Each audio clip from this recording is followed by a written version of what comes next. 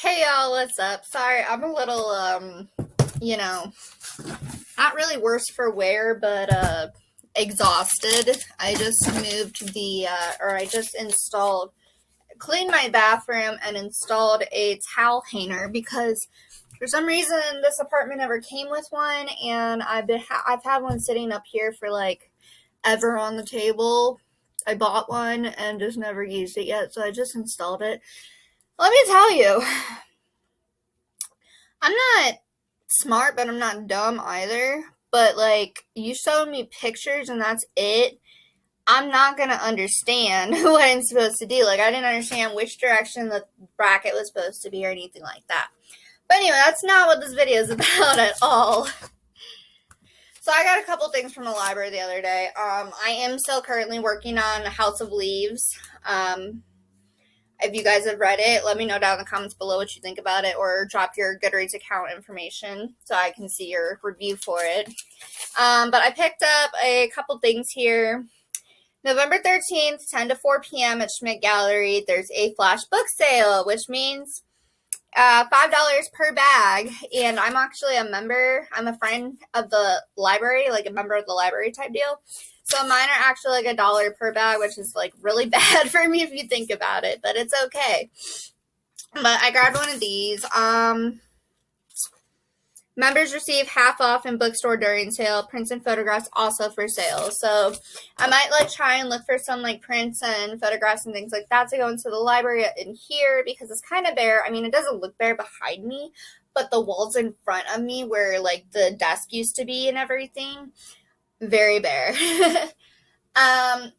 Anyway, I also picked up, they have this fall 2021 events and programs program right here. So I got to see like one thing I think is really awesome is December 11th is their Frost Fest parade. Y'all know what? That's my birthday. So I think I'm gonna be busy on my birthday. Activities planned all day. Watch for details. If you go in here for December, yeah, they have, oh, they don't even have it listed. Hold on. December 11th, Frost Fest, 9 a.m. to 6 p.m. There's gonna be like so many different things to do, they said.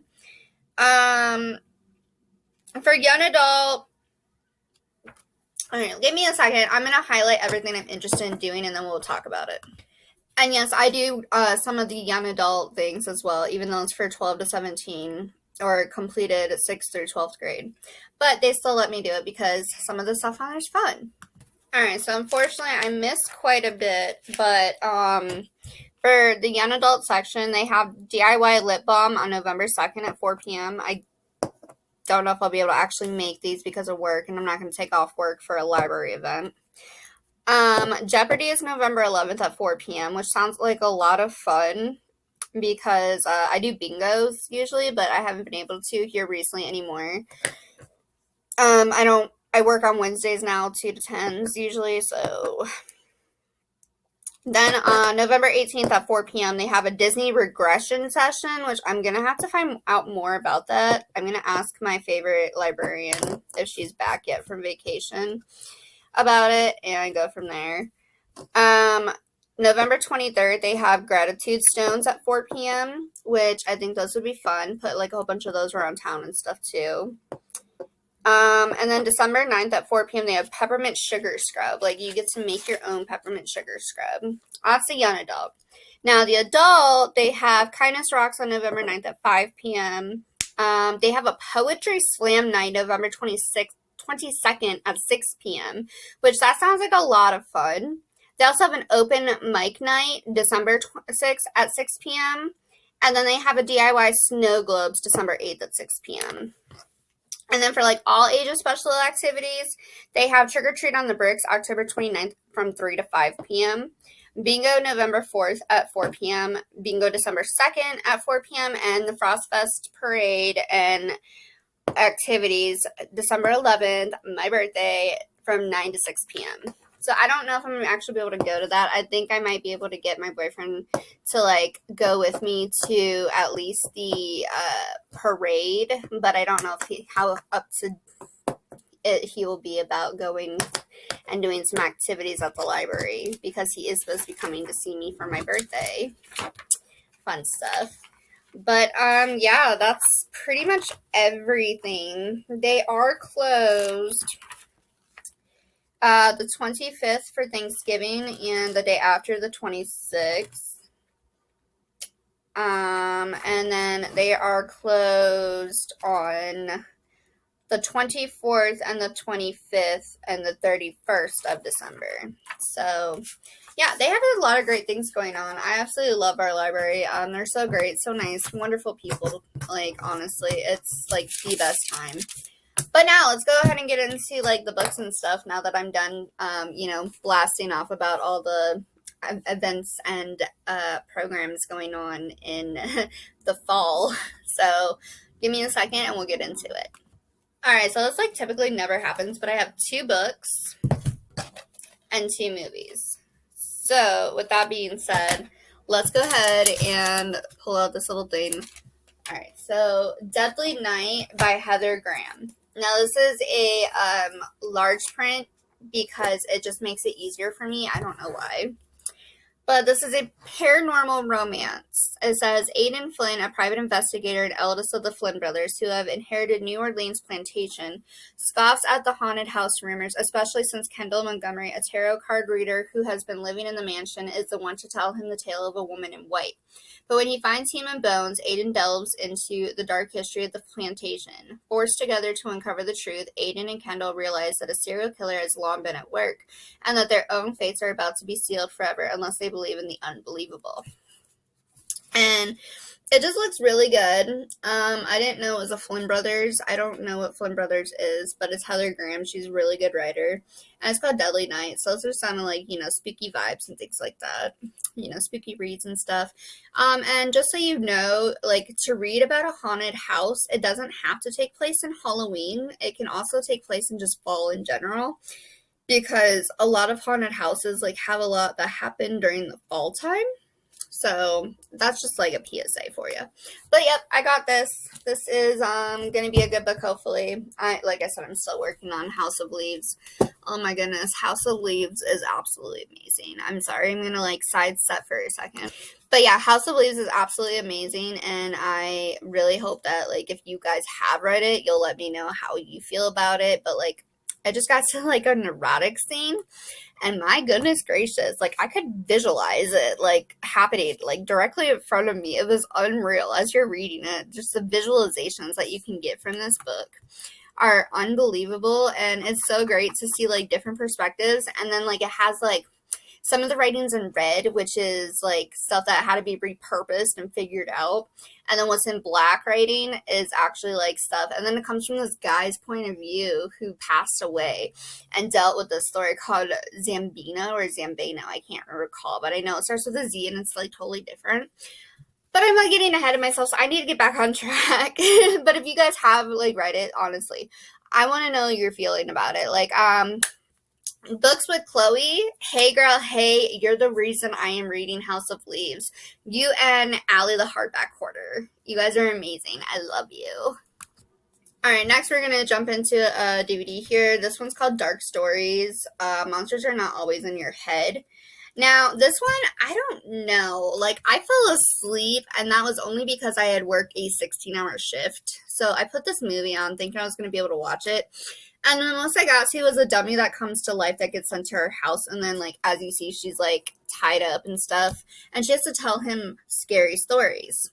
And that's as far as I got into it. And I need to rewatch it. I'm actually going to be rewatching it as soon as I finish doing all these videos, because I need to do these videos.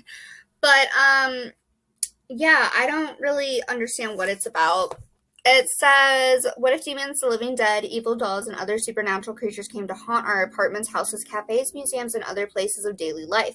How would you get through it? What would you do to stay alive? It tells 5 tales of gripping terror in a fantastic anthology where horror, suspense, and humor intertwine with stark reality to make you shiver with fear. Okay, here you go. A lone mother is attacked by a creepy, bloodthirsty doll, which is a dummy doll thing. And to keep it from killing her sleeping son, she must use all her imagination to distract it with horror stories. You got a person from Terminator 3, Bionic Woman, and The City of Lost Children as actors in it. Join them for a night of unending terror featuring shadowy ghouls stalking an art gallery. The final judgment before an impending apocalypse, a forensic scientist confronted by a zombie victim, a nightmarish monster, and more. So it sounds really good. It's like an anthology. It's kind of like a creep show meets, like, a lot of these things, like these movies coming out and things like that are creep show meets like this and this and this. And it is from this year. It's from 2021, just so you know. All right, I got this book. It's a graphic novel, actually. I don't know. It just looked really interesting. It was on display, and I was like, I have to have it. I don't know why, but it's called Embodied. I have no idea what it's about.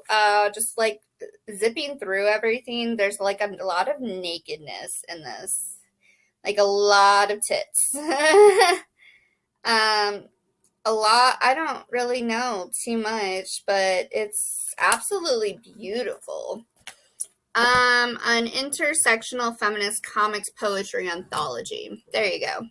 Beautifully illustrated and embracingly written, Embodies is a memorable collaboration between cis, female, trans, and non-binary poets and comics artists, showcasing the power of both forms in a stunningly unique keepsake volume that will be treasured for ages. A generous portion of the proceeds from the sale of this book benefits the International Women's Health Coalition. It's usually $16.99. The library got it on August of 2021, so it's new. Hell to the yes, finally someone doing something innovative with art, stories, images, and poetics, bold-bodied, beautiful, and unapologetically present tense. Look to these voices as a cutting edge. Interesting. I don't know when it's from, though. Like, I don't know if it says. Hold on, I'm getting to it. 2021 as well. Actually, it says something else. Hold on. May of 2021 it was published, but I'm just not getting my hands on it. So if you guys have read it yet, I want to know your ideas on it because it looks fantastic. And then everybody knows The Good Witch. So when I saw this, I was like, I have to watch it. It sounds so great, right? It's The Good Witch's family. All right, I have no idea what this is about, but its family is a magic word. Okay, so I think it has to do with her mom coming to see her. I'm not 100% sure. Life is going well for Cassie as she settles in the marriage with Middleton Police Chief Jake Russell. Okay, so this is a continuation of The Good Witch. And as stepmom to Brandon and Lori, but evil soon blows into town in the form of Cassie's long-lost cousin Abigail, who whips up wickedness like a tornado. The once peaceful Russell family bickers night and day. Jack is fired after an argument with the mayor over a bridge expansion, and Martha, the mayor's wife and town busybody, walks out on her long marriage. As the town divides further over neighborhood expansion, Cassie is drafted to run for mayor. Within her once happy marriage, her family is unraveling, and Abigail's diabolical double toil and trouble is the apex of Cassie's misery. What's a good witch to do?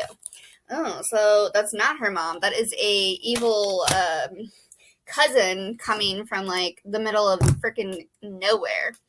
But those are the things that I have going on right now. It's not a very big haul at all, and I'm really proud of myself because, as you guys see, I have like a crap ton of books behind me that I need to get through.